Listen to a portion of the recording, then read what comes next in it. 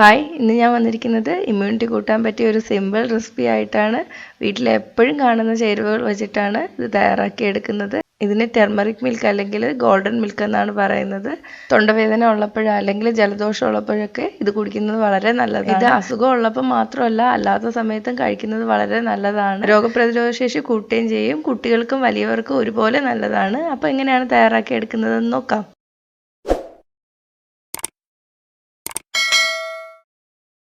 ഇത് തയ്യാറാക്കാൻ വേണ്ടിയിട്ട് ഞാനിപ്പോൾ 1 കപ്പ് പാലാണ് എടുത്തിരിക്കുന്നത്. ഞാനിവിടെ എടുത്തിരിക്കുന്നത് പശുവിൻ്റെ പാലാണ്. നിങ്ങൾക്ക് വേണമെങ്കിൽ ആൽമണ്ട് മിൽക്കോ അല്ലെങ്കിൽ തേങ്ങാപ്പാലോ എടുക്കാം. ഞാൻ എടുത്തിരിക്കുന്ന 1 കപ്പ് എന്ന് പറയുന്നത് 240 ml ആണ്. പശുവിൻ്റെ പാലാണ് നിങ്ങൾ എടുക്കുന്നതെങ്കിൽ ഞാനിപ്പോൾ തയ്യാറാക്കുന്ന രീതിയിൽ തന്നെ തയ്യാറാക്കി എടുക്കുക. ഇപ്പോൾ ആൽമണ്ട് മിൽക്കോ അല്ലെങ്കിൽ തേങ്ങാപ്പാലോ ആണ് എടുക്കുന്നതെങ്കിൽ തയ്യാറാക്കേണ്ട രീതി എങ്ങനെയാണെന്ന് ഞാൻ ഇടയ്ക്ക് പറയാം. ഇപ്പോൾ ഈ പാലിൽ ഞാൻ വെള്ളമൊന്നും ചേർത്തിട്ടില്ല കേട്ടോ. നല്ല കട്ടിയുള്ള പാലാണെങ്കിൽ 3/4 ഗ്ലാസ് പാലിൽ 1/4 ഗ്ലാസ് വെള്ളവും കൂടി ചേർക്കാം. ഇനി ഇത് നന്നായിട്ടൊന്ന് തിളപ്പിച്ചെടുക്കാം.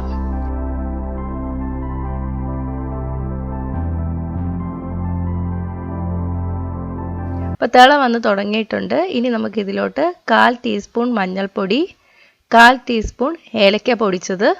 ഏലക്കപ്പൊടി ഓപ്ഷണലാണ്, വേണമെങ്കിൽ മാത്രം ചേർത്താൽ മതി. ഇനി ഇതിലോട്ട് 1/4 ടീസ്പൂണിൻ്റെ പകുതി കുരുമുളക് പൊടി, അതായത് 1-2 നുള്ള് കുരുമുളക് പൊടി ചേർത്താലും മതി. ഇതെല്ലാം കൂടി ചേർത്തിട്ട് നന്നായിട്ടൊന്ന് മിക്സ് ചെയ്ത് കൊടുക്കാം. ഒന്നും കൂടി നന്നായിട്ടൊന്ന് തിളപ്പിച്ചെടുക്കാം. ഒരു 30 സെക്കൻഡ് തിളപ്പിച്ചാൽ മാത്രം മതി, വറ്റിച്ചൊന്നും എടുക്കണ്ട.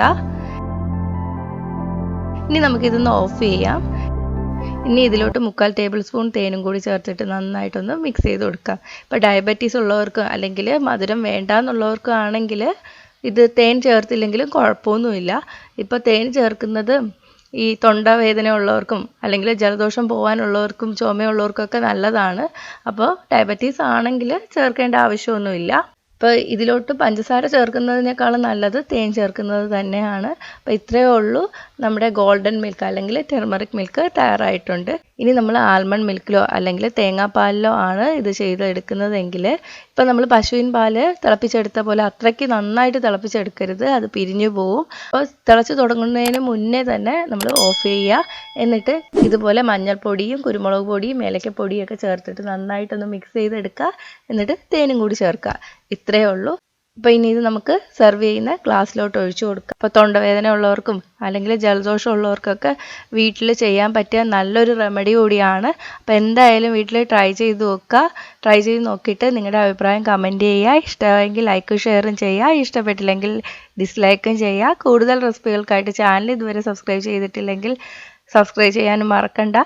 കൂടെ ആ ബെൽ ബട്ടൺ ക്ലിക്ക് ചെയ്തതിന് ശേഷം ഓൾ നോട്ടിഫിക്കേഷനിൽ സെലക്ട് ചെയ്യുക. അപ്പോൾ ഞാൻ അപ്ലോഡ് ചെയ്ത ഉടൻ തന്നെ എല്ലാ നോട്ടിഫിക്കേഷനും നിങ്ങൾക്ക് ലഭിക്കും. അപ്പോൾ അടുത്തൊരു റെസിപ്പി ആയിട്ട് കാണാം. ബൈ.